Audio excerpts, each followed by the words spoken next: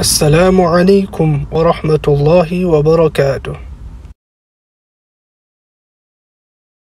Assalamualaikum warahmatullahi wabarakatuh. Alhamdulillah wassalatu wassalamu ala Rasulillah. Segala puji dan puja kehadirat Allah Subhanahu wa taala, juga salawat dan taslim kepada Nabi besar Muhammad sallallahu alaihi wa ala alihi wa sahbihi wasallam. Ketemu lagi teman-teman sekalian di Senin sore membedah buku panduan doa atau kumpulan doa dalam Al-Quran dan Hadis yang ditulis oleh Syekh Sa'id bin Wahf Al-Qahtani rahimahullah, dan kita masih di bab yang sama, bab ke-34, doa penawar duka dan kesedihan. Dan kita sudah pelajari pada kesempatan yang lalu doa pertama, dan doa ini sangat mulia. Kalau seseorang dari kita mengamalkannya, maka insya Allah dijamin oleh Nabi SAW, kalau dia ikhlas, Allah akan ganti kesedihannya menjadi kegembiraan, ya. Kesulitannya akan menjadi kelapangan. Dan doanya adalah, saya ingatkan kembali, Allahumma inni abduka, ya Allah sungguhnya aku adalah hambamu, wabni abdika, dan anak dari hamba laki-laki maksudnya ayahku, wabni amatika, dan anak dari hamba perempuan maksudnya ibuku, nasiyati biyadik, ya, ubun-ubunku ada di tanganmu, madin fiyya hukmuk, berjalan, ya, berlaku hukummu kepadaku, adlun fiyya qada'uk, dan keputusanmu selalu adil padaku. As'aluka bikulli ismin huwa lak, aku memohon, ya, kepadamu dengan setiap nama milikmu, sammaita bihi nafsak, engkau menamakan pada dirimu sendiri, au anzaltahu fi kitabik, atau engkau menurunkan dalam kitab sucimu, au 'allamtahu ahadan min khalqik, atau engkau mengajarkan salah dari hamba-hambamu, au ista'tharta bihi fi 'ilmil ghaibi 'indak, atau engkau menyimpannya, ya, di sisimu, ya, engkau khususkan untuk dirimu dalam ilmu gaib yang ada di sisimu. Antaj'al Qur'ana karima, antaj'al Qur'ana rabi'a qalbi, agar engkau menjadikan Quran sebagai, ya, penghibur hatiku, ya, atau penentram hatiku, wa nura sadri, dan cahaya dadaku, wa jila' huzni, dan hilangnya kesedihanku, wa dhahaba hammi, dan juga hilangnya atau penghilang dukaku. Ini sudah kita jelaskan panjang lebar satu persatu isi daripada doa ini. Semua kita bisa amalkan insya Allah. Sekarang kita masuk doa yang kedua, masih di bab yang sama, dan di bab ini hanya ada dua doa. Doa yang pendek, tetapi doa ini luar biasa gitu dia padatnya, ya. Saya akan bacakan doanya di halaman 116 bagi teman-teman yang pegang bukunya, yang berbunyi, Allahumma inni a'udzubika minal hammi wal hazan. Ya Allah, aku berlindung kepadamu dari duka dan kesedihan. Wal ajzi wal kasal, dari sifat lemah dan malas, wal bukhli wal jubun, dan kebakhilan, pelit, juga sifat pengecut, wa dala'id daini wa galabatir rijal, dan terlilit utang, juga penindasan orang-orang. Hadis ini diriwayatkan oleh Bukhari jadi 7 halaman 158, dan dikatakan dalam syarah di dalam Fathul Bari bahwasanya Nabi SAW selalu mengamalkan atau sering mengamalkan doa ini. Diambil dari halaman 11, di jilid 11 halaman 173. Doa ini teman-teman walaupun pendek subhanallah, tapi memiliki luar biasa, ya. Di sini kita minta 8 hal, berlindung dari 8 hal. Ya, perhatikan baik-baik. Yang pertama, Allahumma inni a'udzubika minal hammi. Lalu dipartnerkan dengan wal hazan, dua ini. Sebenarnya terjemahannya di sini dikatakan berlindung dari duka dan kesedihan. Berarti kalau kita tahu, ya, kalau misalnya ada sesuatu yang mungkin bisa mengundang kesedihan ekstra, misalnya kematian orang yang dicintai, ya, kehilangan harta yang sangat banyak melimpah, maka dikatakan berita duka, ya. Jadi bukan berita sedih. Kenapa? Karena duka itu lebih dalam, itu namanya ham dalam bahasa Arab. Wal hazan, sifat sedih atau rasa sedih. Sedih ini kadang-kadang bisa terjadi hanya dengan hal-hal kecil, tidak harus hal yang besar, ya. Mungkin karena sempat janjian sama teman tapi batal, sudah cukup untuk sedih, ya. Atau mungkin janjian sama pasangan tapi belum sempat, ya, kena 1 dan 2 hal, sudah cukup untuk sedih, gitu kan. Tidak sempat mendapatkan makanan favorit pas datang ke restoran yang diharapkan, juga sudah cukup sedih. Kan ini semua kesedihan, ya. Jadi sedih itu lebih sederhana. Tapi di sini dalam doa ini memang kita minta agar kedua-duanya kita dilindungi dari Allah, oleh Allah Subhanahu wa taala. Tidak ada ham, tidak ada duka, ya. Kalaupun ada sesuatu yang menyebabkan duka, itu tidak akan menjadi duka buat kita. akan menjadi sesuatu yang bisa kita terima sebagai sebuah cobaan. Ya. Nanti akan kita jelaskan lebih dalam masalah ini. Demikian juga kesedihan, apapun yang sifatnya sedih, maka juga sama, ya, tidak ada pada kita. Jadi tidak sedikit-sedikit sedih, tidak sedikit-sedikit sedih. Ya. Ada orang begitu, kadang-kadang sedih pada hal-hal yang kecil sekali. Nah, ini tidak perlu, karena ini terlalu duniawi. Ya. Sebenarnya dalam Islam kita tidak dianjurkan hal tersebut. Baik, khusus di dua permintaan perlindungan pertama ini, kita akan coba jelaskan lebih dalam, baru kita pindah ke doa dua setelahnya, seterusnya begitu sampai selesai 8 perlindungan dari hal-hal yang mengganggu manusia ini. Kita harus pahami teman-teman sekalian masalah kesedihan dan duka. Ini sebenarnya sesuatu yang ada memang dalam kehidupan kita. Bisa terjadi gitu. Tetapi karena memang Allah ciptakan itu ya. Karena kalau semuanya Allah berikan kepada kita, semuanya kenikmatan, semuanya, nggak ada cobaan, maka manusia akan lalai. Tapi dengan adanya cobaan, adanya sedih, ya, yang bisa menimpa kita, kita jadi tahu nilainya kesenangan, ya, kegembiraan. Seperti kalau ada lapar, kita jadi tahu nilainya kenyang, gitu kan? Seperti kalau kita sehat, kita tahu nilainya setelah pada saat kita sakit misalnya. Nah, ini supaya ada nilai. Tetapi dalam Islam juga kita dianjurkan pada saat itu terjadi, kalau ada pun duka, ada pun sedih, itu bisa tertanggulangi dengan kita minta perlindungan dari Allah Subhanahu wa taala. Tapi dasarnya ini ada. Anda bisa lihat dalam Al-Qur'an surah Al-Anbiya ayat 35. Allah Subhanahu wa taala berfirman, "A'udzu billahi minasyaitonir rajim, wa nabluwakum bisyarri wal khairi fitnah wa ilaina turja'un." Artinya, wahai manusia, kami akan menguji kamu dengan kesempitan dan kenikmatan untuk menguji iman kalian. Ya. Dan hanya kepada kamilah kalian akan dikembalikan. Karena bayangkan orang kalau dari kecil sampai dia mati, tidak pernah merasakan susahnya hidup, tidak pernah ada cobaan dalam hidup dia, maka pastikan orang ini tidak akan pernah bersyukur kepada Allah. Bahkan mungkin kufur kepada Allah Subhanahu wa ta'ala. Ya. Ini poin perlu digarisbawahi. Juga Ikrimah rahimahullah, seorang ulama tabi'in generasi awal Islam, pernah mengatakan, "Laisa ahadun illa wa huwa yafrah wa yahzan." Tidak mungkin ada satu orang kecuali pasti dia akan pernah melalui suka dan duka, ya. Dia gembira dan dia sedih. Walakin ja'alul farah syukran wal haznu sabran atau sabr. Tapi jadikanlah masa sukamu itu, nikmat melimpah, saat untuk bersyukur. Jadi selain dapat nikmat, kita juga dapat pahala syukurnya. Dan jadikan cobaan yang sedang datang, kesedihanmu, adalah kesabaran. Maka secara otomatis kita bisa mudah melaluinya, ya. Karena doa seperti ini akan sangat kena untuk dibaca di saat-saat tentunya teman-teman sekalian, kalau kita dalam keadaan memang tertimpa, ya kan? Kita rasakan, kemudian akhirnya kita minta jalan keluarnya dari Allah Subhanahu wa ta'ala. Tapi di sini jelas sekali, kalau memang ada potensi sedih itu kan, cuman Islam datang memandu kita. Dan tidak mungkin orang tidak pernah sedih sama sekali. Anda pernah dengar mungkin waktu Nabi SAW mengalami tahun kesedihan namanya Amul Huzun. Itu pas menjelang tahun 10 masa kenabian di Mekah. Karena pada saat itu meninggal secara bersamaan, berdekatan waktunya, Khadijah radhiyallahu anha, istri Nabi SAW tercinta yang selama ini menemani hidup Nabi SAW dengan penuh cinta, perhatian, ya, pengorbanan, bukan cuma sekedar dengan dirinya tapi juga dengan hartanya radhiyallahu anha.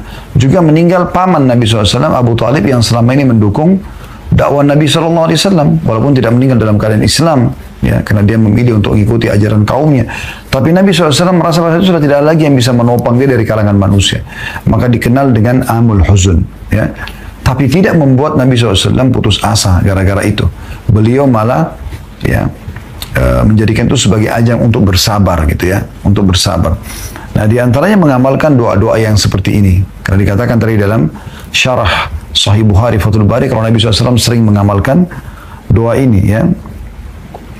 Dan dalam ayat lain, waktu para sahabat ridwanullah alaihim dikalahkan di perang Uhud, ya, oleh orang-orang Quraisy, ya, Allah Subhanahu wa taala menurunkan firman-Nya yang Anda bisa baca dalam surah Al Imran ayat 140.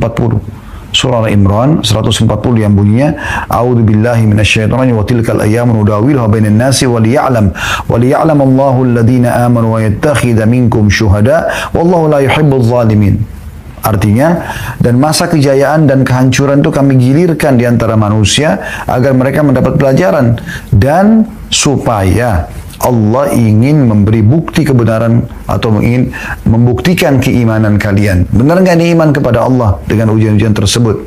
Ya. Dan menjadikan sebagian kalian sebagai syuhada. Dengan adanya kekalahan maka ada yang mati syahid kan gitu. Sehingga akhirnya mereka masuk surga. Allah tidak menyukai orang-orang yang berbuat zalim. Ya. Anda juga pernah dengar mungkin kisah Nabi Yusuf, Nabi Yakub alaihissalam pada saat Nabi Yusuf hilang. Dalam surah Yusuf digambarkan beliau sedih karena kehilangan anak kesayangannya gitu kan. Apalagi informasi beliau tahu kalau kakak-kakaknya Yusuf alaihissalam yang berbuat jahat, ya, mengatakan sudah mati dimakan serigala padahal sebenarnya tidak. Maka pada saat itu beliau mengatakan dalam Al-Quran dikekalkan surah Yusuf ayat 86, A'udzu billahi minasyaitonir rajim, innama ashku bathi wa huzni ila Allah. Sesungguhnya aku mengeluhkan penderitaanku dan kesedihanku kepada Allah. Ya, berarti ada itu ya. Dan dalam surah An-Najm ayat 43 juga Allah SWT mengatakan wa annahu huwa adhaka wa abka, dan Allah lah yang telah menjadikan seseorang tertawa dan juga menangis, ya. Menangis. Jadi memang ada potensi itu. Cuma memang Islam datang mengajarkan dan memberikan kita solusi pada saat kesedihan itu terlintas dalam kehidupan kita atau duka itu ada. Gitu kan? Jadi kita mudah melaluinya. Dengan kita menjadikannya seperti perkataan Ikrimah tadi, rahimahullah, kita jadikan nikmat itu sebagai ajang untuk bersyukur dan cobaan sebagai ajang untuk bersabar. Juga bagaimana ya kita membaca dan mengamalkan isi doa ini dengan berharap pada saat duka datang kita bisa segera melaluinya, pada saat kesedihan datang juga kita bisa menepisnya, ya. Seperti itu kurang lebih gambarannya. Kemudian teman-teman sekalian, masuk kepada potongan yang ketiga dan keempat, ya, yang kita berlindung, yaitu wal ajzi wal kasal, ya. Dan kata-kata ajzi ini saya tadi sudah datangkan sebuah catatan yang perlu saya bacakan kepada Anda tentang masalah ini, dan di mana makna dengan ajz adalah kelemahan. Dan Islam melarang pengikutnya untuk lemah. Melarang sekali. Tidak boleh sama sekali kita lemah. Lemah itu dalam arti kata gini, belum mencoba sudah mengatakan saya nggak mampu, itu masuk lemah. Atau sudah mencoba baru gagal sekali, sudah langsung mengatakan saya nggak bisa. Itu lemah namanya. Bahasa lain juga bisa putus asa. Kita nggak boleh sama sekali. Bahkan Imam Az-Zahabi rahimahullah masukkan dalam kategori dosa besar kalau orang itu putus asa. Belum mulai sudah mengatakan nggak bisa. Atau baru mulai satu kali atau dua kali nyangka begini sudah gagal. Padahal sebenarnya belum tentu. Kecuali memang yang kita upayakan sudah haram dalam agama Islam untuk kita usahakan. Contoh misal, Anda melamar seorang wanita. Di saat Anda ditolak pertama, Anda bisa memulainya lagi. Selama dia belum status istri orang gitu kan. Mungkin di awal Anda gagal. Mungkin, tapi hati Anda masih terpaut. Oke, Anda mulai lagi yang kedua kali. Nggak ada masalah. Mungkin yang kedua kali lamaran diterima. Berapa banyak laki-laki begitu. Bahkan lamaran yang ketiga baru kemudian diterima gitu kan. Itu sesuatu yang biasa terjadi. Kecuali dalam keadaan memang dia sudah jadi istri orang, nggak boleh lagi. Ya kan? Karena tidak ada poliandri, nggak mungkin perempuan itu punya dua suami gitu. Di situ sudah haram bagi Anda untuk berusaha kepada wanita tersebut, karena nggak boleh. Imam Az-Zahabi juga rahimahullah masukkan dalam kategori dosa besar sengaja mengganggu rumah tangga orang, gitu kan, sehingga akhirnya bercerailah mereka dan Anda mengejar pasangan orang, itu tidak boleh, gitu kan.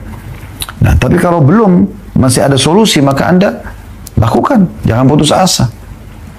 Makanya ada pernah saya tonton sebuah cuplikan, ada seorang mu'allaf dari Malaysia, saya tidak tahu namanya siapa, tapi saya coba ambil hikmah dari cuplikan itu. Ditanya sebabnya, salah satu sebab kenapa Anda mau masuk Islam. Dia mengatakan, saya tidak pernah menemukan komunitas seperti umat Islam yang begitu cepat mereka pada saat tertimpa sebuah kedukaan untuk mendapatkan jalan keluarnya.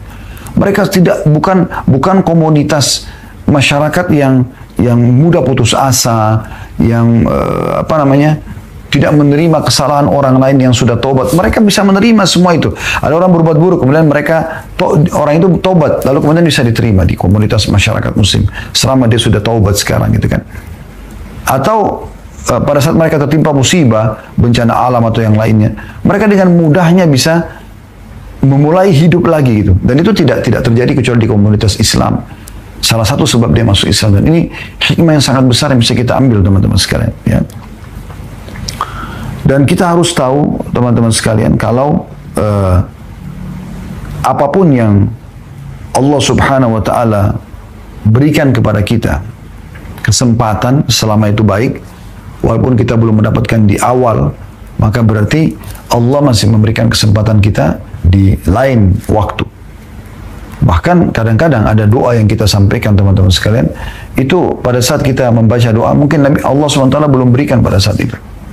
Sebagaimana dalam hadis kata Nabi SAW, kalau Allah mendengar doa yang sangat indah dari seorang hamba, maka Allah pun menerlambatkan jawabannya agar hamba tersebut tetap dalam doanya. Ya, jadi jangan putus asa.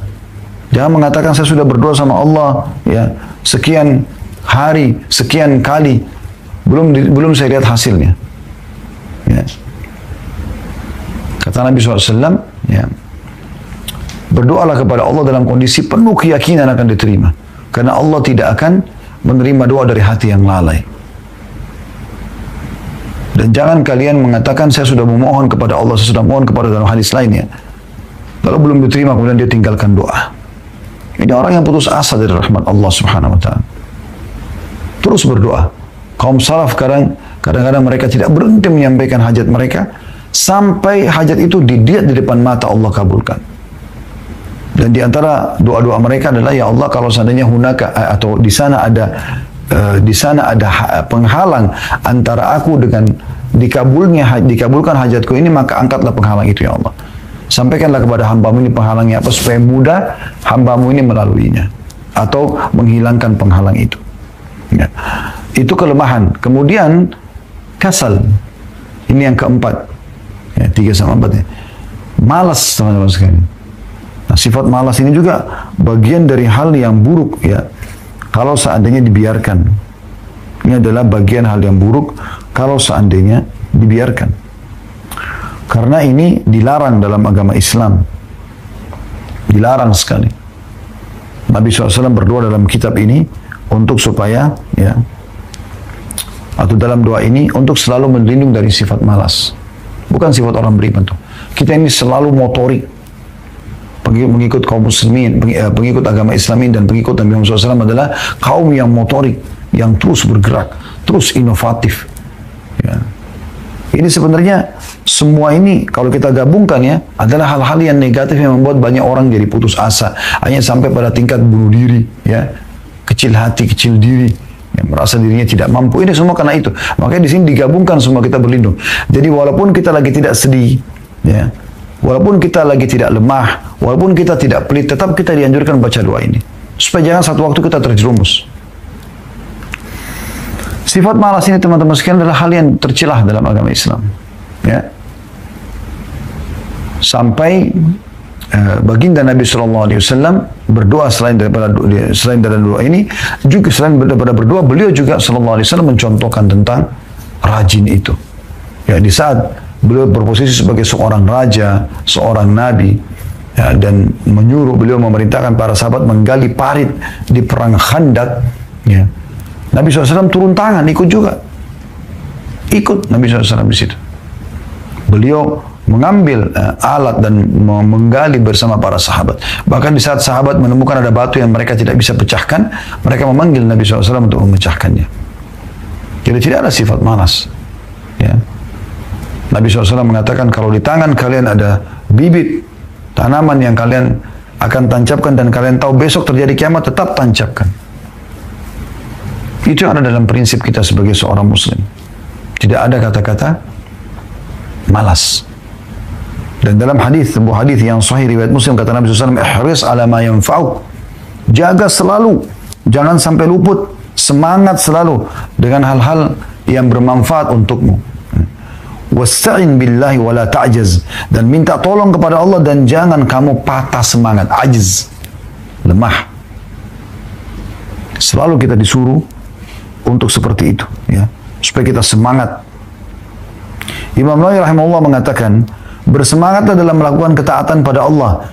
Selalulah berharap pada Allah dan carilah dengan meminta tolong kepadanya. Jangan patah semangat, yaitu jangan malas dalam melakukan ketaatan dan jangan lemah dari mencari pertolongan.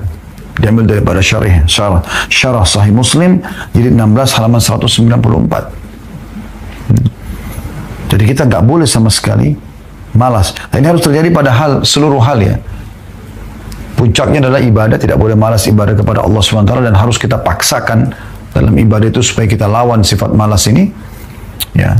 Kemudian dalam keseharian bergerak.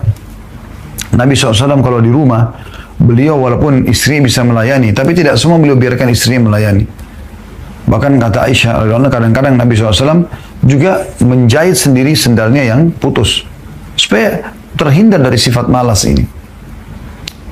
Karena ini sangat tercela. Islam adalah agama yang bergerak. Sholat berjamaah, pergi ke masjid, cari nafkah, ngantar jenazah. Nggak ada malas. Bahkan menyia-nyiakan waktu dalam Islam dihitung satu hal yang tercela, yaitu duduk, nonton, buang-buang waktu, ya. Itu dianggap malas. Kemudian kita pindah ke doa yang kelima atau perlindungan yang kelima dan keenam, wal bukhl wal jubun, ya. Bukhl ini adalah sifat pelit, dan ini teman-teman sekalian satu hal yang sangat buruk. Pernah di zaman Nabi SAW ada seorang diangkat jadi kepala suku dari Ansar. Walaupun memang orang ini punya kelebihan fisik, orangnya tampan, orangnya putih, fisiknya kuat kelihatan gitu kan. Waktu dia dinobatkan jadi kepala suku, beberapa anggota sukunya datang ke masjid Nabi SAW. Dan Nabi SAW tanya, siapa kepala suku kalian sekarang? Disebutlah namanya Fulan bin Fulan. Kata Nabi SAW, bagaimana orangnya? Bagaimana orangnya? Kata mereka, tampan, berwibawa, pintar, cerdas, tapi pelit ya Rasulullah. Maka apa kata Nabi SAW? Kira-kira penyakit jiwa apa yang lebih buruk daripada pelit? Kapan seseorang sudah perhitungan, apalagi kalau sudah di jalan Allah Subhanahu Wa Taala, maka ini penyakit. Ini penyakit. Imam Adzabi rahimahullah masukkan dalam buku Al-Kabair, dosa-dosa besar beliau, salah satunya adalah pelit. Syekh Muhammad bin Najib juga masukkan itu. Syekh Muhammad bin Abdul Wahhab juga, ya. At-Tamimi juga sama. Dalam buku-buku dosa-dosa besar mereka masukkan pelit itu bagian daripada dosa besar, bukan cuma sekedar dosa. Ada orang subhanallah buat dirinya pun pelit. Tentu kita harus berada di antara jangan pelit, jangan juga boros, ya. Tetapi intinya kita disuruh menikmati, tapi tidak mubazir.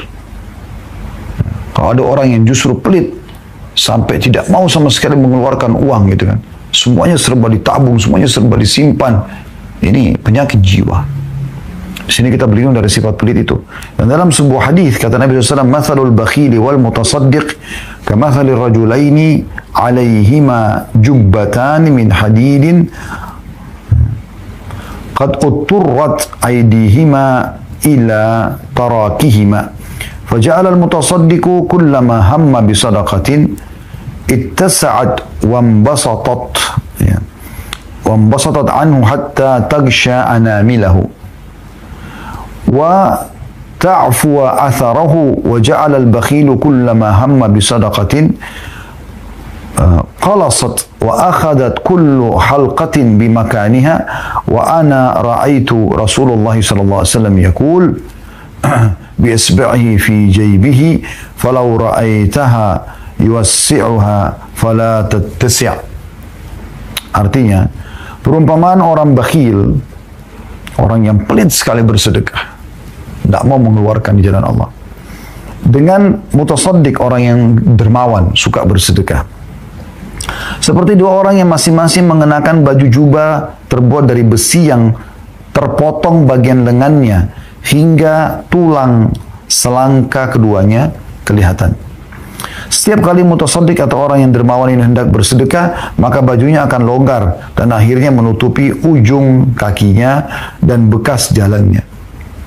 Jika orang bakhil, pelit ingin berinfak, baju besinya mengerut dan setiap baju besi tetap di tempatnya tidak melebar. Maka Abu Hurairah mengatakan, aku mendengarkan Rasulullah SAW bersabda atau sambil meletakkan jari-jarinya di sakunya. Beliau mengatakan, kalau engkau melihat orang bakhil melonggarkannya, niscaya sakunya tidak akan menjadi longgar. Ini yang dimaksud adalah orang bakhil itu tidak akan ada manfaatnya. Buat dirinya tidak ada manfaat, buat orang lain juga tidak ada manfaat. Plus lagi dia berdosa dan tidak mendapatkan pahala. Sudah berdosa, plus tidak dapat pahala karena dia tidak ada pilihan. Dia bersedekah, dermawan atau dia pelit. Ya. Nah, kalau dia bersedekah dia dapat pahala. Dia juga dilapangkan rezekinya. Ya. Kita sudah pernah jelaskan masalah keajaiban bersedekah. Tapi orang bakhil tidak akan lakukan itu. Dan ini sudah pernah saya titik beratkan teman-teman sekalian, jangan pernah didik anak-anak kita terbiasa pelit. Bermula dari membelikan celengan. Berhentikan memberikan celengan. Tak usah nabung. Ya. Tak perlu nabung. Yang benar sedekahkan. Yang benar sedekahkan. Kecuali kebutuhan mendesak memang kita harus keluarkan dalam waktu dekat. Seorang wanita diberikan nafkah oleh suaminya untuk 1 bulan. Ya udah dia taruh untuk dia keluarkan bertahap, itu lain. Ya. Seorang anak diberikan oleh orang tuanya untuk biaya bulanan dia keluarkan, itu tidak ada masalah. Itu boleh dia keluarkan bertahap gitu. Ya. Tetapi ada orang subhanallah tidak seperti itu, bukan di bab ini gitu. Memang mereka sangat pelit, mereka kaya raya tapi nggak mau keluarkan duit, selalu perhitungan, bahkan untuk dirinya sendiri, untuk memberikan orang lain. Ya. Pelit, mungkin dalam selama hidupnya tidak pernah mengeluarkan uang 100.000 atau 1 juta atau 10 juta atau 100 juta. Sementara kita dianjurkan oleh para ulama, kalau kita ingin melatih diri kita agar bersifat dermawan seperti sifat Nabi SAW dan sifat dicintai oleh Allah dan kita jauh dari sifat pelit, adalah kita harus berusaha bersedekah setiap saat kita tingkatkan jenis jumlah sedekah kita. Jenisnya dan juga jumlahnya. Kalau misalnya Anda sudah selama ini rutin sedekah 100.000, coba Anda pindah ke 1 juta. 1 juta sudah, coba ke 10 juta, coba ke 100 juta. Dan yakinlah teman-teman sekalian. Kata Nabi SAW, "Mana kasamaru min sadaqah." Tidak akan berkurang harta seorang hamba karena sedekah, tapi bertambah. Resep untuk kaya sedekah. Daripada Anda belikan celengan buat anak-anak Anda mengatakan tabung ya nak, maka pastikan teman-teman akan muncul sifat pelit yang merupakan dosa besar ini. Saya pernah lihat begitu di kondisi anak-anak di rumah kami. Saya tidak pernah setuju dengan ini, tapi pernah istri saya memberikan celengan gitu. Sudah saya tegur, alhamdulillah, dan mudah-mudahan sudah tidak akan ada lagi di rumah gitu ya. Maka anak-anak ini akhirnya keliling minta ke saya uang, minta ke uminya uang ya. Bahkan sampai minta kepada PRT di rumah minta uang untuk nabung. Dan kalau kakaknya atau adiknya sentuh celengan, si kakak sentuh celengan adik atau adik sentuh celengan kakak, itu pasti marah. Bahkan kalau diangkat saja celengannya oleh orang tua yang ditaruh satu tempat, maka dia bisa ngamuk, marah-marah, kenapa celengannya nggak ada depan matanya. Coba bayangkan, terlahir nggak sifat pelit? Kenapa Anda nggak pada saat kasih uang jajan sekolah anak Anda di saat nanti sudah offline insya Allah misalnya. Kalau sekarang sudah mulai offline, Anda kasih. Anda mengatakan, nak ini buat jajan ya, nanti cari teman kamu, traktir mereka. Terutama yang tidak mampu. Nggak usah bilang nanti sisanya tabung ya, enggak. Biarkan mereka terbiasa dermawan. Orang-orang yang bergerak di yayasan-yayasan sosial, itu karena dari kecil dibiasakan oleh orang tua mereka. Saya tahu ada satu orang, subhanallah, semoga Allah catat sebagai pahala buat mereka, tidak usah disebutkan namanya gitu. Dia setiap Sabtu dan Ahad itu keluar sama istri sama anaknya. Dia sudah niatkan setiap pekan dia sedekah, dan dia taruh di mobilnya bungkusan-bungkusan sembako dan yang lain-lainnya, pakaian segala macam gitu. Yang dia mampu, dia ajak anak-anaknya. Anaknya ada 2 atau 3 ikut sama dia. Kemudian mereka jalan. Dan dia bilang sama saya jalan Ustaz, saya tidak perlu tahu saya kemana gitu. Pokoknya saya jalan aja gitu. Misalnya kami masuk ke tol Cikampek, nanti kalau ada akses atau kami lewat pintu akses keluar, kami keluar. Kami lihat ada jalan masuk, karena kami masuk ke jalan. Di situ yang kami juga sendiri tidak tahu gitu. Pokoknya kami masuk. Begitu kami temukan orang susah, kami langsung ngobrol sama dia. Permasalahannya apapun yang kami kasih bantuan. Dan kami biarkan anak-anak kami yang memberikan kepada orang-orang susah ini. Akhirnya itu menjadi sebuah program rutin keluarga. Coba Anda bayangkan. Pernah nggak Anda berpikir seperti ini? Berbagi. Bahkan sifat pelit ini sudah ditanamkan oleh syaitan dari mereka masih kecil. Saya pernah lihat depan mata saya anak-anak dan saya tegur itu di rumah kami gitu. Jadi kalau sudah dikasih makanan masing-masing di piring gitu, kayaknya sudah sulit sekali untuk dia bisa berbagi kepada saudaranya di sebelah. Maka ini kita sebagai orang tua harus peka. Bagaimana kita didik mereka agar tidak terbiasa dengan hal seperti ini. Ya. Jadi kadang-kadang saya suruh si kakak bagi kepada adik. Atau kita buatin program, hari ini siapa yang bersedekah? Nah, kalau dia sudah berbagi, nanti kita yang memberikan sebagai orang tua penggantinya gitu. Itu bagus, dan biasakan mereka lihat di pinggir jalan, lihat orang miskin Anda bersedekah gitu. Anak-anak kadang-kadang ingatkan saya kalau di mobil, abadi itu orang susah di sebelah. Saya pernah bahkan ditegur karena kami lewatin satu orang susah gitu. Biasanya saya mampir buka jendela, kasihlah yang Allah mudahkan. Loh kok abadi lewatin? Abadi itu maksudnya ayah sayang ya. Anak-anak saya biasakan panggil saya abadi gitu. Kok abadi lewatin tuh orang susah? Anak saya umur 3-4 tahun ngomong gitu. Alhamdulillah, berarti kan minimal sudah tertanam dalam diri mereka, oh orang susah harus dibantu. Dan sangat banyak orang tua tidak pernah tanamkan ini. Saya pernah memberikan mereka permen, coklat, snack.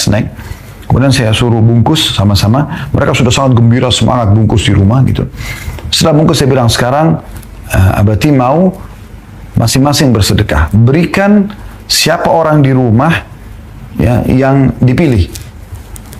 Karena ada banyak orang di rumah dari keluarga kami, dari PRT juga ada, dari driver juga ada. Jadi coba mau kasih kakak, pertama mengatakan saya mau kasih si fulan, baik. Yang kedua saya tanya kasih si fulan, kasih. Biarkan mereka, lalu mereka pergi. Pada saat mereka sudah memberi, mereka kembali dengan semangat, wajahnya cerah, ceria gitu, mengatakan, abadi sudah, aku sudah sedekah. Oh, Masya Allah, bagus. Setelah itu, saya sendiri pribadi menyiapkan lagi buat mereka sebagai gantinya. Nah, ini karena kalian sedekah, ini Allah gantikan ya. Ya, jadi coba latih itu. Itu yang dianjurkan dalam Islam. Ajarkan mereka dermawan, bukan pelit. Bukan pelit. Dan ini bahaya nih. Kadang-kadang pelit sama diri, pelit juga sama orang lain. Bahkan pelit di jalan Allah Subhanahu wa ta'ala. Mengeluarkan jalan Allah itu luar biasa perhitungannya. Nah, ini bahaya. Kemudian wal jubun, ya. Ini yang keenam. Pengecut. Ini luar biasa, ini larangannya dalam Islam ini. Tidak ada sifat pengecut dalam Islam, sampai pernah ada sahabat yang mengatakan dalam riwayat yang sahih, ya Rasulullah, kalau seandainya ada orang mau merampas hartaku, apa yang aku lakukan? Kata Nabi SAW, qatilhu. Qatala yuqatil, ini artinya perangi. Bunuh dia, lawan dia. Gitu kan?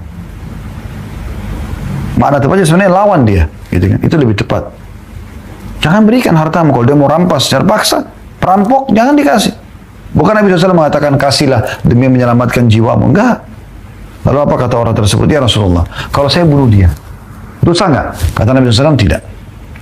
Kalau saya terbunuh, kata Nabi SAW, kau mati syahid. Coba bayangkan. Di dalam hadis yang lain kata Nabi SAW, siapa yang terbunuh karena membela hartanya, nama harga diri, nama baiknya, keluarganya, maka dia mati syahid.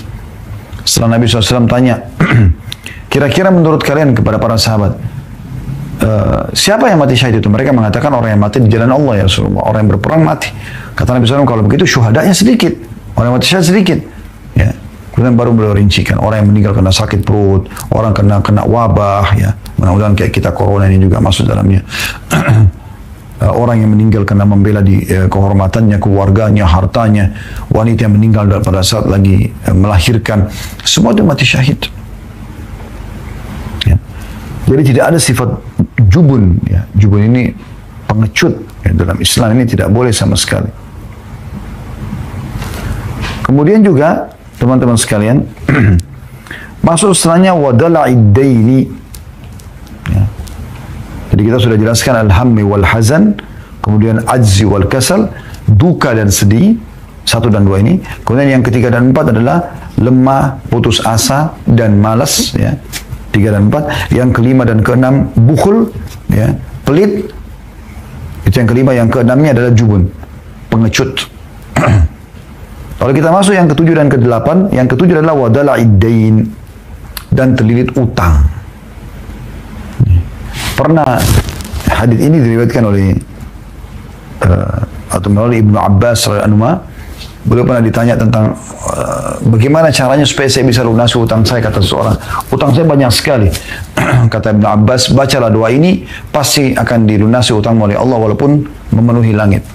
Lalu beliau ajarkan doa ini. Dalam riwayat ini kalau tidak salah, orang itu mengamalkan maka seluruh utangnya lunas.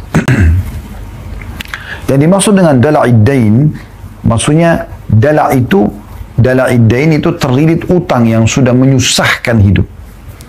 Nah, di sini perlu kita jelaskan teman-teman sekalian tentang masalah utang ini. Utang itu dalam Islam boleh, hukum asalnya boleh, tapi dengan syarat. Memang dia bukan orang yang mampu, dan dia kalau tidak utang, dia nggak bisa hidup. Nah itu. Sekarang yang jadi masalah teman-teman sekalian, di zaman kita sekarang berhubungan dengan masalah transaksi di bank ribawi, Anda tahu ada kartu kredit ya. Justru orang kaya disuruh utang. Ini aneh ini. Bagaimana caranya dia mampu tapi dia utang? Nggak bisa ini. Dalam syariat Islam tidak boleh. Bahkan ada hadis Nabi SAW yang berbunyi, matrul ghani zulm. Menunda pembayaran orang kaya, itu adalah kezaliman. Imam Ghazali rahimahullah masukkan dalam kategori dosa besar. Untuk apa? Kenapa Anda tidak beli cash? Anda mampu kok. Kenapa harus utang? Bagaimana Anda menyelamatkan diri Anda dari sabda Nabi SAW, kalau orang meninggal, ya, syahid, mati syahid dari medan perang, dimaafkan semuanya kecuali utangnya. Dalam riwayat lain, ruhnya tidak diterima oleh Allah SWT sampai utangnya selesai. Maka Nabi SAW kalau mau sholati satu jenazah, beliau tanya, orang ini ada utang nggak? Kalau ada utang, beliau mengatakan, sholati saja, kecuali ada yang jamin. Sampai pernah ada orang punya utang cuma 2 dirham, sedikit, kecil sekali. Maka Nabi SAW tanya, ada utangnya? Ada 2 dirham ya Rasulullah.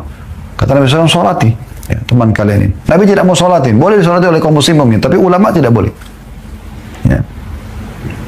Para wali-wali Allah tidak boleh mensolati dia. Kecuali yang jamin. Maka dia mengatakan, ya Rasulullah saya penjaminnya. Ada orang yang sholat mengatakan saya jamin. Saya habis sholat ini saya akan bayar utangnya. Barulah Nabi SAW mensolati jenazah orang tersebut. Jadi nggak boleh main-main soal ini. Anda mengatakan, tapi ada asuransinya tuh, ada kalau seandainya saya meninggal dimaafkan. Itu juga ada gharar di situ. Ada satu hukum lagi yang berbeda, yang bisa merugikan satu dari dua pihak dalam transaksi jual beli, tidak boleh gitu. Ya. Lalu untuk apa Anda? Sudah kaya, mampu beli handphone, masih nyicil di kartu kredit Anda? Atau misalnya produk-produk yang lain? Hanya karena mengatakan kan bisa saya cicil setiap bulan. Untuk apa? Kan tidak boleh Anda utang sementara Anda mampu. Anda mulia kan kalau Anda beli cash. Cash and carry. Bayar dan bawa barangnya, selesai kan. Maka itu lebih baik. Tidak boleh kita sengaja lilitkan diri kita pada utang teman-teman sekalian. Kecuali dalam keadaan darurat, syaratnya dia memang tidak mampu dan dia kalau tidak utang dia nggak bisa hidup. Nah, itu pun kata Nabi SAW, siapa yang berutang dan dia niat mau membayarnya, Allah mudahkan dia membayarnya. Tapi siapa yang utang tidak niat membayarnya, maka Allah akan persulit dia membayarnya. Dari sisi lain, bagi orang-orang yang mampu, Anda dianjurkan untuk mengutangkan orang, tapi tidak berbunga ya. Ini sisi lain, bahasan berbeda, tapi masuk dalam bahasan kita untuk tambahan informasi. Kalau Anda bertanya, saya orang mampu, boleh nggak saya utangkan orang? Boleh, kita utangkan orang, kenapa tidak? Gitu. Bahkan itu berpahala. Kata Nabi SAW, siapa yang mengutangkan orang atau memberikan tenggang waktu atau memaafkan utang orang lain, maka dia akan dapat naungan Allah pada hari kiamat. Tidak ada naungan kecuali naungan Allah. Coba Anda bayangkan. Dalam riwayat lain, siapa yang mengutangkan orang lain, maka dia seperti bersedekah senilai uang itu sampai jatuh tempo. Kalau sudah lewat masa jatuh tempo dan diberikan tenggang waktu karena orang itu belum mampu bayar, maka dia seperti bersedekah 2 kali lipat dari nilai itu. Coba Anda bayangkan teman-teman, Anda meminjamkan uang orang 10 juta. 10 juta rupiah Anda pinjamkan. Sebulan dibayar sama dia. Sebulan misalnya 30 hari. Ya. Berarti selama setiap hari, selama 1 bulan itu setiap hari Anda seperti sedekah 1 juta rupiah. 10 juta rupiah. Anda bayangkan, ya, pernah nggak Anda punya program setiap hari kesedekahkan 10 juta? Kalau ada, Masya Allah, tapi tidak semua orang bisa lakukan. Gitu kan? Tapi Anda investasi 10 juta di jalan Allah, utangkan orang 10 juta, Anda 1 bulan seperti bersedekah 300 juta. Coba Anda bayangkan. Karena kan setiap harinya senilai itu. Kalau pas tiba akhir Januari, jatuh tempo, kita tagih kemudian dia mengatakan, oh saya belum bisa bayar. Baik, kita kasih tenggang waktu full Februari, maka kita di bulan Februari seperti sedekah 20 juta per hari. Coba Anda bayangkan itu. Bagaimana kalau orang itu tidak bayar selama 10 tahun? Kan besar sekali pahalanya. Kita dianjurkan untuk mengutangkan orang. Memaafkan bahkan kalau orang tidak mampu. Dalam sebuah riwayat sahih, riwayat Bukhari, akan datang nanti pada hari kiamat orang bergunung-gunung dosanya, banyak sekali dosanya. Dan dia tidak tahu lagi harus bagaimana membersihkan dosa ini karena bukan masanya bertobat di akhirat nanti. Di akhirat itu adalah hisab tanpa amal udah. Tidak bisa lagi kita memperbaiki. Maka para malaikat mengatakan, coba ingat-ingat, mungkin ada amal kau yang bisa mengalahkan dosa-dosa ini. Dia bilang, amal apa lagi? Dosa sebanyak ini bergunung-gunung gitu. Lalu Allah buat dia ingat. Dia tiba-tiba mengingat. Dia bilang, saya ingat cuma satu. Dulu saya punya seorang pegawai staf khusus untuk nagih utang. Dan saya bilang sama dia, kalau dia mau nagih utang, kalau kau temukan orang mampu, tagihkan. Kalau kau temukan orang tidak mampu, maafkan. Semoga Allah maafkan kita di hari kiamat. Kata malaikat, itulah yang akan mengalahkan semua dosa-dosamu ini. Dia punya keutamaan yang luar biasa. Bahkan banyak sekali keutamaan-keutamaan orang yang mengutangkan orang lain. Ya. Kemudian yang terakhir, wagalabatir rijal. Wagalabatir rijal. Dan penindasan orang-orang. Ya. Ya, galabatir rijal ini banyak sekali contoh-contoh di lapangan. Maksudnya kita jadi kayak dikontrol dan diawasi oleh orang. Kita tidak leluasa bergerak, ya, terikat dengan mereka. Itu namanya galabatir rijal. Ya. Karena kita sudah terlanjur buat kesalahan, jadi akhirnya kita terpaksa terikat. Ya, itu namanya galabatir rijal. Dan ini juga kita berlindung kepada Allah Subhanahu Wa Taala darinya, agar jangan sampai kita ini menjadi orang yang terikat, terkungkung, kita nggak bisa leluasa bergerak, tidak bisa berkreasi. Nah, ini kita minta agar kita menjadi manusia yang bebas, yang free, yang bisa berbuat apa saja selama Allah tidak larang, dan kita bisa berinovasi sesuka kita, ya, selama itu juga tidak melanggar agama Islam.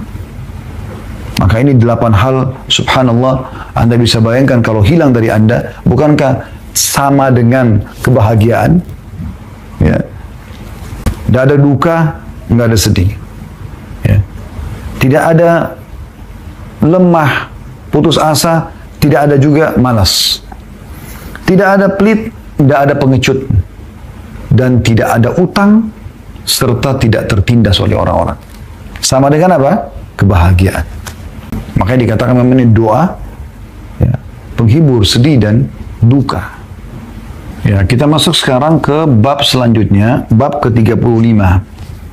Doa menghadapi kesulitan. Jadi kurang lebih mirip dengan tadi ya, tapi ini lebih umum, maksudnya kesulitan secara umum. Ya, kalau tadi kan masalah duka, kesedihan. Ya. Kesulitan apapun yang Anda hadapi, Anda lagi mau menjalankan sebuah proyek, sulit. Ya, Anda lagi mau memperbaiki rumah tangga, sulit. Ya. Ini kan bukan kesedihan, tapi ada satu kesulitan. Seperti ada penghambat. Kok nggak selesai-selesai nih? Anda mau melamar pekerjaan, melamar menikah, juga tidak bisa. Jadi ada kesulitan yang terjadi. Nah, ini ada doanya tersendiri. Yang pertama adalah yang disebutkan di dalam hadis Bukhari jilid 7 halaman 154 dan Muslim jilid 4 halaman 2092. Yang berbunyi, ini terkenal sekali ya, zikir ini dan doa ini untuk keluar dari kesulitan. La ilaha illallahul azimul halim. La ilaha illallah rabbul arshil azim. La ilaha illallah rabbus samawati wa rabbul ardi wa rabbul arshil karim. Artinya tidak ada Tuhan yang berhak disembah kecuali Allah yang maha agung lagi maha penyantun. Tidak ada Tuhan yang berhak disembah kecuali Allah, Tuhan singgasana yang besar atau arsh. Tidak ada Tuhan yang berhak disembah kecuali Allah, Tuhan langit dan bumi, dan Tuhan arsh yang mulia. Doa ini teman-teman berisikan puji-pujian kepada Allah. Cuman kadang-kadang ada orang yang tidak faham. Dia pikir kalau pujian berarti bukan permohonan. Ini keliru. Supaya lebih jauh, lebih faham masalah ini, Anda pernah kenal dengan doa Zannun ya, Nabi Yunus alaihissalam pada saat beliau ditelan oleh ikan besar di lautan. Apa yang beliau bilang? Ya Allah, keluarkan saya. Enggak.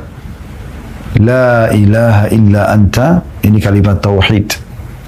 Tidak ada Tuhan yang berhak disembah kecuali Allah. Makna kalimat ini, aku tidak akan bisa minta kepada selainmu ya Allah.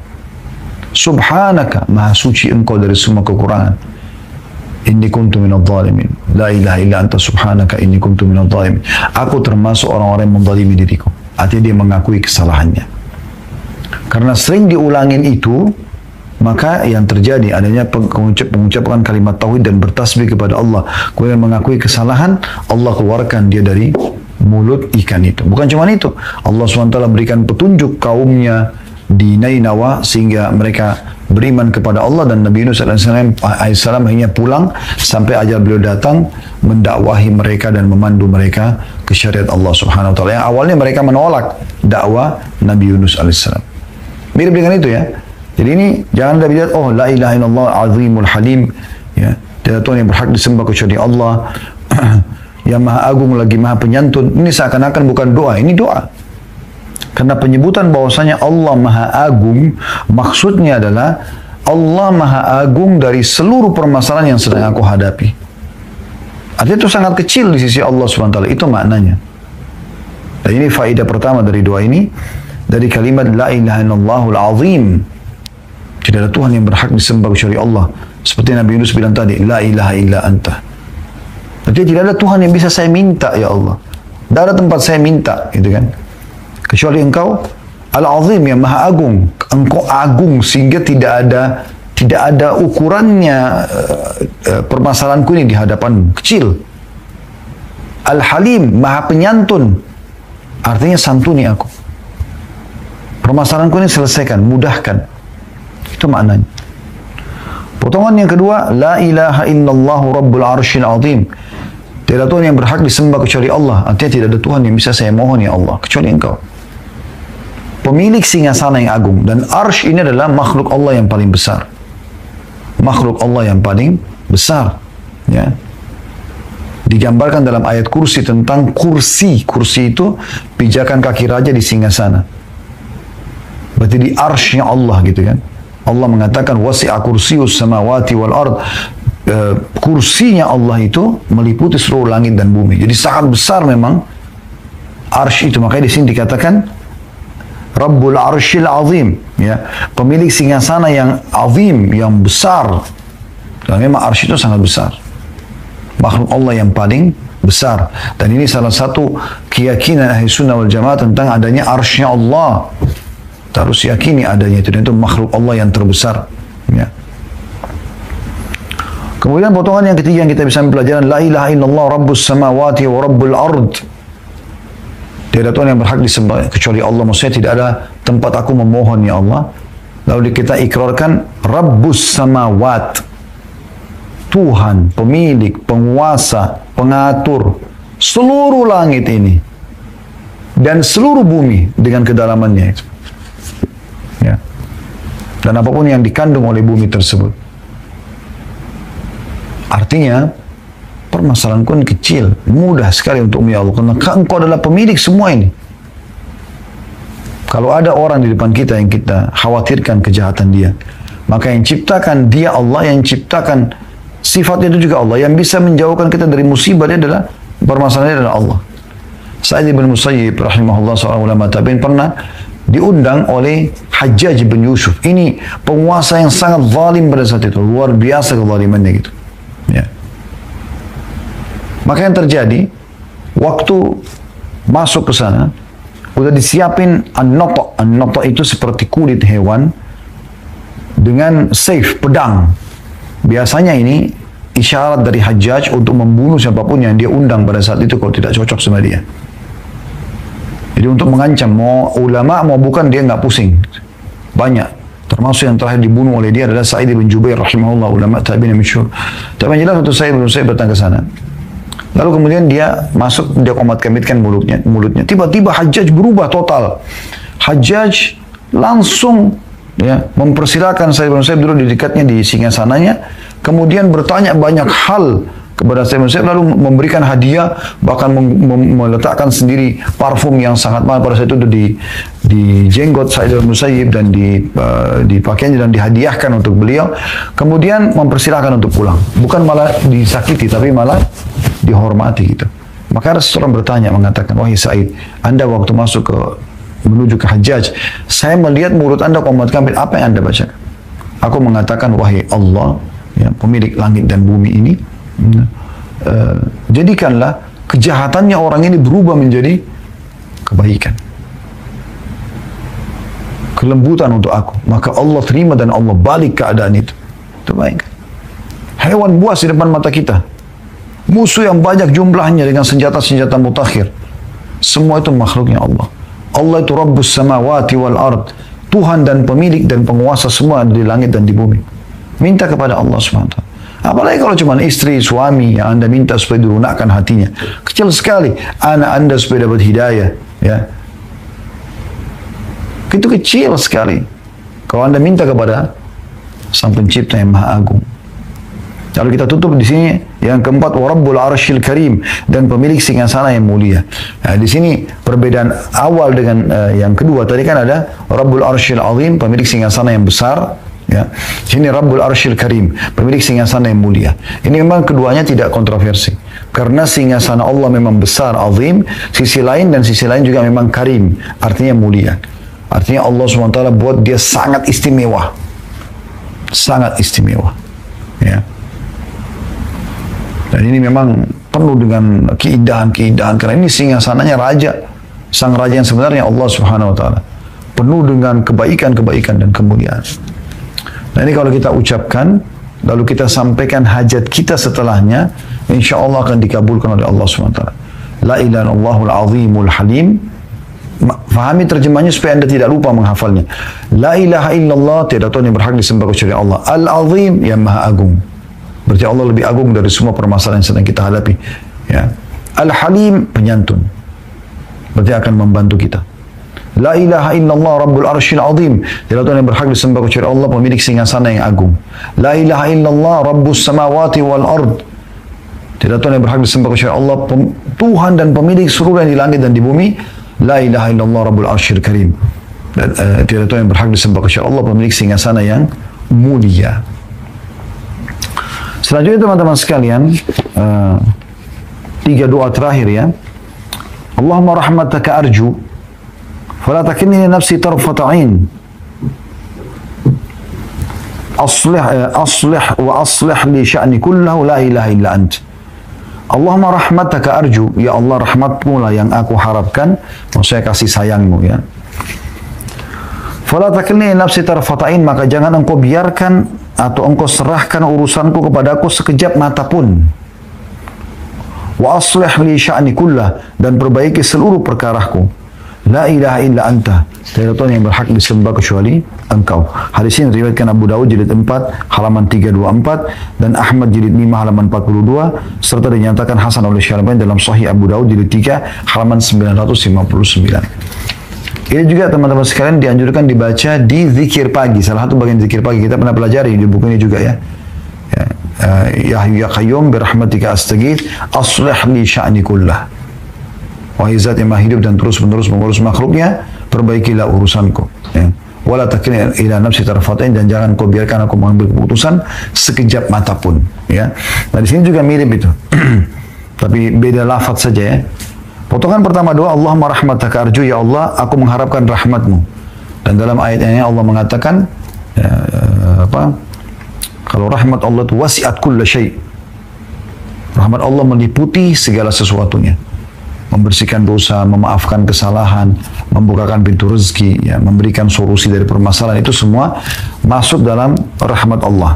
Aku berharap rahmatmu. Potongan kedua, fala takilni ila nafsi tarfatain. Fala takilni ila nafsi tarfatain, maka jangan engkau membiarkan aku mengambil keputusan sendiri. Biarkan semua engkau yang ambil keputusan ya Allah, supaya tidak salah. Nah, ini tanda-tanda keimanan seseorang ya. Yang ketiga, wa aslih li sya'ni kullah. Perbaiki seluruh urusanku. Tidak terkecuali. Kalau sudah baik, ada rezeki yang luas, pasangan yang baik, keturunan yang sehat dan baik juga, tambah berkah ya Allah. Ya. Kalau rusak, ada yang salah, ada yang tidak baik, maka perbaiki ya Allah. La ilaha illa ant, tidak ada Tuhan yang berhak disembah kecuali Engkau. Dua-dua yang terakhir, tadi sudah kita baca sebenarnya ini, yang ketiga ini ya. La ilaha illa anta subhanaka inni kuntu minal zalimin. Tidak ada Tuhan yang berhak disembah kecuali Engkau, Maha suci Engkau, sungguhnya aku termasuk orang yang berbuat zalim.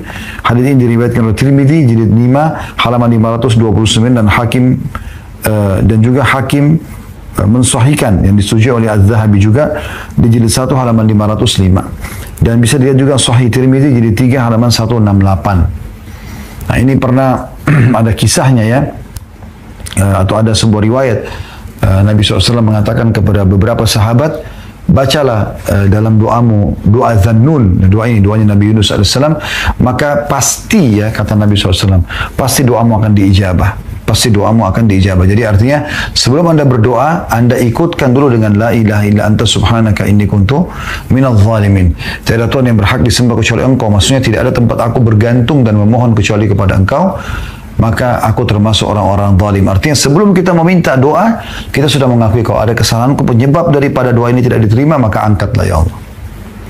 Yang terakhir adalah Allah Rabbi la usyriku bihi syai'a. Artinya Allah adalah Tuhanku, aku tidak menyekutukannya dengan sesuatu apapun. Hadis ini riwayat Abu Daud jadi 2 halaman 87 dan juga disebutkan dalam Sahih Ibnu Majah jadi 2 halaman 335. Dan ini teman-teman sekalian, adanya penyebutan nama yang paling agung buat Tuhan kita, yaitu Allah. Ya, tidak ada yang mengalahkan ini. Nama ini adalah nama yang paling dicintai oleh Sang Pencipta, makanya disebutkan dalam awal salat kita, Allahu Akbar. Ya. Yang paling sempurna disebutkan Allah Subhanahu wa taala berfirman, Allah Azza wa Jalla berfirman, takutlah kepada Allah, Tuhan kita adalah Allah, gitu kan. Memohonlah hanya kepada Allah. Qul huwallahu ahad. Katakan Allah itu satu. La ilaha illallah. Selalu Allah yang dipakai. Apakah ada sifat Allah yang lain? Ar-Rahman, Ar-Rahim, ya Al-Ghafur, At-Tawwab, Al-Afu, banyak ya. Tapi Allah ini yang paling agung. Di sini kita ulangi 2 kali, Allah, Rabbi. Rabbi artinya penciptaku, penguasa, pemberi rezekiku, yang memberikan aku kehidupan, yang mematikan aku, itu namanya Rabbi. La usyriku bihi syai'an, aku tidak menyekutukannya dengan sesuatu apapun. Kata ulama, orang ini walaupun dia tidak syirik, dia mengucapkan ini agar kalau sampai ada sesuatu yang terarah ke syirik, Allah akan tepis dari dia. Dan dari sini juga ada yang pelajaran, ternyata syirik itu termasuk sumber permasalahan kesulitan yang banyak muncul dari banyak orang, tapi mereka tidak menyadarinya. Allahu a'lam.